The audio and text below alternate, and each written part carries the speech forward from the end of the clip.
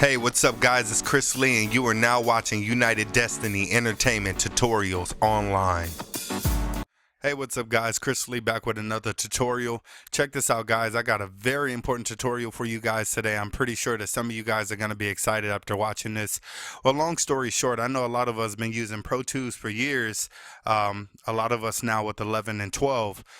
But there are some with still 8, 9, and 10 who haven't upgraded. And the simple reason why we haven't upgraded, or most people haven't upgraded, is because Pro Tools made the plugin format change, which basically made all your old plugins non-compatible with the new Pro Tools 12 and 11 software out now today.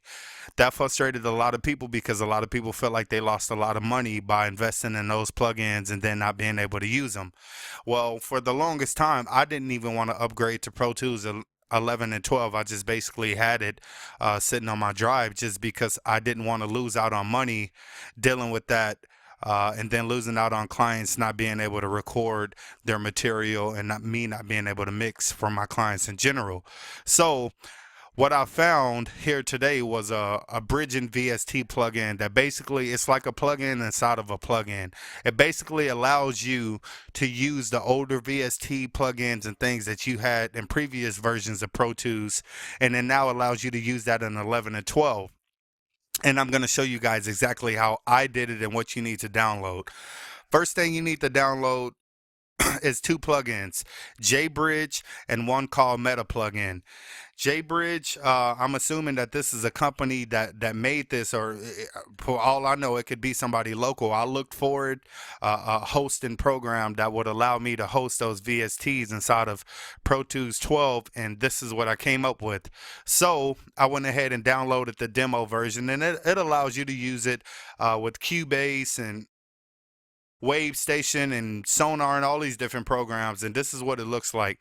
Make sure that you buy it, to support them for helping you guys out, for helping me out, because I know it helped me out a lot. But I'm gonna go ahead and show you guys how I did it.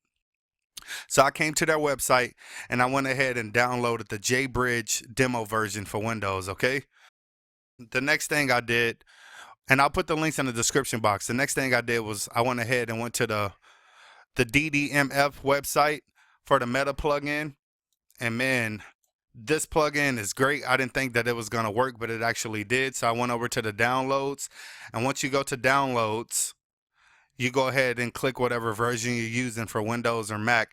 This one in particular, it costs $15 for the full version, but I'm going to show you guys how I did it. So I went ahead and installed it, downloaded it, installed it, and I'm going to show you exactly what I did. So the first thing that you need to do when you install it is go to JBridger, and it should be in all programs. Look up JBridge, and then it'll be called JBridger. Okay, you right click it and you run as administrator. Once you run as administrator, it's going to ask you to select your VST host.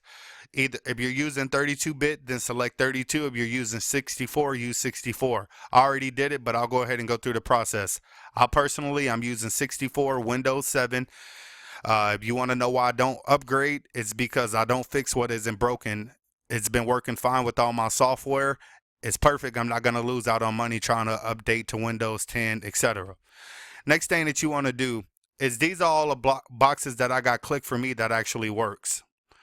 Thorough File Analyst, Replicate Subdirectory, Create Bridge Files for 32, and Create Bridging Files for 64. Now, you want to go ahead and click Don't Add here, .32 and .64 in file names. I think this just avoids you having all these extra subfolders that you don't need. So once you do that, you want to go ahead and click Create Bridging Files inside of Directory. Now, what that's going to do is it wants you to go find the folder to where your VST plugins are. Okay, mine is on my C drive, and mine is actually in my program files.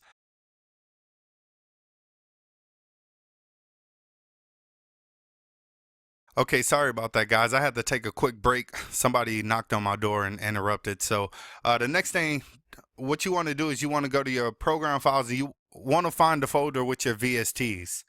Okay, mine is in my Steinberg folder. Okay, and you just want to click on VSTs or wherever your VST folders is. That's setting up the actual directory folder to locate the VSTs so it can go ahead and convert them. Now the next folder that it's asking you to create is the destination folder for the bridging files. Basically the files that is going to convert over. It wants you to create a folder so it can look for those particular converted files so you can go ahead and pull it up in the software. So what I did was I went to the same VST folder and I just basically created the jbridge folder, created a new folder and named it jbridge, and I hit OK. Okay, once you hit OK, I'm not going to go through the process again, but once you hit OK, all it's going to do is just search for all those plugins that is going to convert over for the jbridge software to work, and it's going to put it in those folders. Once it's done, you just hit OK. So let me go ahead and exit out of that. Okay. So once you launch Pro Tools, you shouldn't have any problems running Pro Tools whatsoever. I had no errors come up or anything like that. Now I'm going to show you guys how I did it. Now you're not going to be able to hear my system software because I haven't figured out how to record the system software using Screen-O-Matics with Pro Tools on Windows 7. But once I figure that out, I'll do more videos, but I will put the music so you can hear it, what I was working on in particular. But you go to plugin for the inserts and go down to wrap plugins and go to meta plugin. Once you create the meta plugin, you want to go ahead and locate those VSTs. So right click and hit plugin. Once you hit plugin, you want to, this is my jbridge folder inside of the VST, not the VST normal folder, the jbridge folder. It has to be the jbridge folder. Okay, so I got the jbridge, and these are all the plugins that it was able to convert for me. I haven't figured out why it isn't working for Waves, but once I do, I'll go ahead and show you guys that. So the first thing that I want to do is for this particular song is pull up auto-tune, and I'm going to hit open. Now here it is. Here's the auto-tune plugin. All right, double click it. It's going to say that this demonstration version is fully functional for only about 20 minutes. Make sure that you buy the full version for $15. Okay, the next thing that you want to do is after I clicked it, you see that auto-tune popped up. So I want to go ahead and go to low mel. Let's take it to E because I know the key of the song, change it to minor. Let's auto-tune it all the way out and give it some vibrato. And like I said, you're not going to be able to hear it right now, but I'll go ahead and play it later. Now, before you hear this or it does anything, you have to connect the ins and the outs. You have to route signals. So I'm routing the signal. You want to connect the ins with the ins and the outs with the outs. So connecting that and then going to the out. Once you do that, if I hit space bar,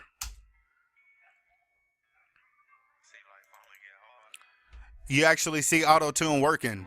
The real shit is what you make it. Believe that. Hey, look. Life was fucking hard for a nigga, man. Yeah. I try not to pull out that fucking trigger. Okay, man. You see it works. I just showed you guys that it works inside of the plugin. Now, one thing, the biggest downfall that I don't like about this is once I double click, if auto-tune is pulled up and I hit space bar, nothing will happen. So the meta plugin has to be the forefront in order for it to actually work. Okay.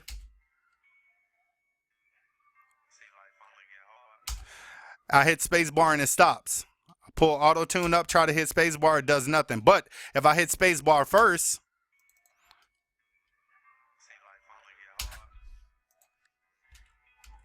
and pull auto tune up, it actually works. So that means that whenever you're working on an instrument that you want to add these effects to, you need to go ahead, hit space bar first, and then start changing whatever parameters that you need to change to get the desired effect that you want.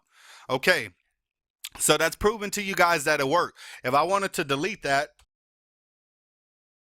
you just go ahead and right click it and delete this filter, and it starts all over again. You right click, load plugin, and once you load those plugins, they'll pop down here. Okay, so load plugin, and then whatever else you feel is necessary for your vocals or whatever the case may be, then you use that. Now, if you want to figure out how to do it, or how I personally did it for MIDI or instrumentation, some of you want to know how you use Nexus in it. What I did was I pulled in an instrument track, and I went ahead and went to the inserts, multi-channel plug-in, and then I went down to instrument. And this is different. You need to pull in the Vst Plug-In synth. Once you pull that in, what I basically did was I created another MIDI track. Okay, so I created a MIDI track next to it, and what you want to do is I right-clicked, hit load plug-in, and I went in. Now all that's basically saying is that I just tried the plug-in. Okay, so it disabled it. I needed to upload it again for it to actually work, but I just want to go ahead and show you guys. Okay, so check this out. No insert, multi-channel plug-in, instrument, and then go down to Vst Plug-In synth. Right click, and then let's go ahead and pull in Nexus 2 DDL, and let's start routing some signal. MIDI out. Okay, and then what I basically did was hook the left to the left and the right to the right. Okay. Now when I hit my keys on my keyboard, you can actually see the signal is routing. For the input, I changed it to all, and then for the output, I changed it to the actual Vst Plug-In synth channel. Okay, so once I double click Nexus, it'll say yada yada yada. This is a demonstration for 20 minutes, etc. You can actually go in, and I click any one of these instruments, and if you follow what I'm doing, you'll be able to hear the instrumentations on your own computer. You can probably even hear it in my headphones. Okay, so guys, yeah, I just wanted to do a quick tutorial. If you guys can't afford a lot of plugins, it's not that I can't. I just wanted to do a video to show you guys this, to kind of help you guys out. I think it works wonders for me. Like I said, go ahead and pay for it if you want to pay for it. If it's your only option of recording and getting some good VSTs inside of your Pro Tools, and give me a like. Leave a comment under, share this video, let me know what you think, share this video with other people. If you know any other software or host plugins that will allow me to use Vst plugins, if somebody can figure that out, please let me know, or put a link in the description down there at the bottom in the comment section, so I can look at that video, and if I can find a better way, I'll go ahead and create another tutorial. I hope this video helped you guys out. Yeah, just let me know what you think. Stay tuned for more.